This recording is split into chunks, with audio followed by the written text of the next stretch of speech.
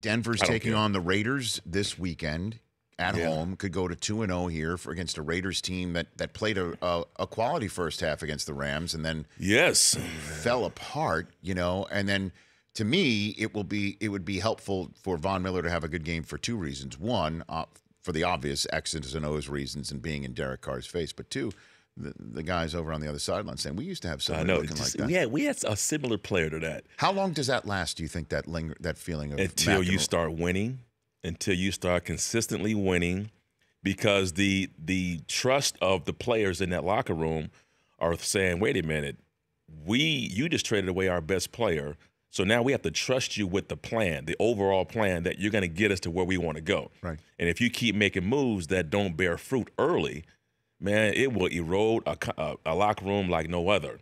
And so if they don't start winning games, and if it comes down to games where they could have used, Matt Khalil, Khalil Mack. Mm-hmm. Matt Khalil, he's a Panther. Khalil Mack. That's right. Get him confused. Right. Then they'll be like, every time something happens, his name's going to come up, just like this week. So they just got to start winning games. That's really it. And then I would imagine that's the same situation for the Steelers. Terrell Davis here on the Rich Eisen Show with Le'Veon Bell sitting out, and he's that's not the same. No, it is, win, but it's. Listen, when Lev held out, I agree with the game plan, right? You hold out, you try to get more money. I think at this point you start to question. Wait a minute, there's two things that could happen. Number one is that you're losing a lot of money right now. And I don't know if you can ever make that up. But number two, you allow somebody to shine while you're out. And James Conner had a heck of a game.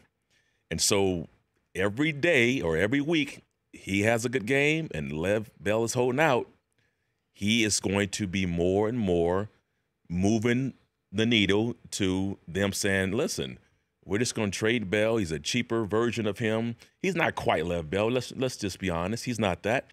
But he is a serviceable back that, with time, I think he can be, I wouldn't say special, but I think he can be a really good running back. And so it's dicey, man. It's dicey, the situation he's in. And what would you do if you were him right now? If I was Bell? Yes, sir. Oh, I would have signed that franchise tag. That's different. Oh, yeah, I would have signed that thing a long time ago. I mean, I would have held out. I would have tried to get more. Right. But I wouldn't have missed regular season games for it. Yeah, it's coming up. Yeah. It's going to be, if he doesn't sign by Saturday, 4 p.m. Pittsburgh time, it'll be over $1.6 million. Yeah. Oh, my God, Rich. Listen, we didn't make that kind of money. I didn't make that kind of money plan. And so, but I'm never – and it's different, so I'm not saying what he should do. I'm only speaking from what I would do. Yes. And that is, I think part of it, too, is that I don't want to let my teammates down. At the end of the day, I want to make sure that I'm there, and I don't want to let them down because we're all in this thing together, and I get it. And people talk about the business of it, and you got to get paid. He should be compensated because he's one of the best backs, if not the best back in the league. But they didn't get a deal done at this point. And, I feel bad for him, man, because his teammates are now coming out and now there's a divide that's starting to happen based on the fact that he's not, in the building.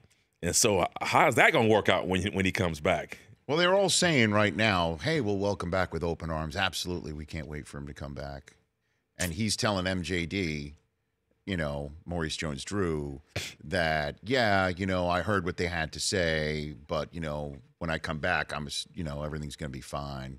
Is that what he said? Sort of, yeah. Is that what Lev said that? This is what Lev told Maurice Jones-Drew, which, he told this to our buddy Damashek in his football program, as also read on NFL.com. So way to keep up with what's going on at the NFL Media Group, Terrell Davis. MJD said, I was disappointed, quoting Bell, he was like, I was disappointed they went out and spoke about my contract, understandably so. I still want them to do well. They're still my guys I work with and guys that I put this extra work with, blood, sweat, and tears, like I still want them to do well. But as you're pointing out, maybe not so well this week against the Chiefs, right? Because that's what the Steelers are going to do. They're thinking, let's just show that we can win without him. Week 1 didn't work. They didn't lose without him. Didn't win either. Didn't win either. And then week 2, we'll see how it goes. And then if week 2 they win without him, the serve is now on their racket. If not, then Bell can sit there and say. But I also think it's not only winning. I think it's James Conner is really focused on his performance too. And he was really, really good. It was Big Ben really turning the ball over. Conner did also have an awful fumble in the special teams, but I mean they crumbled in the fourth quarter. The Rich Eisen Show, weekdays at noon Eastern on Audience.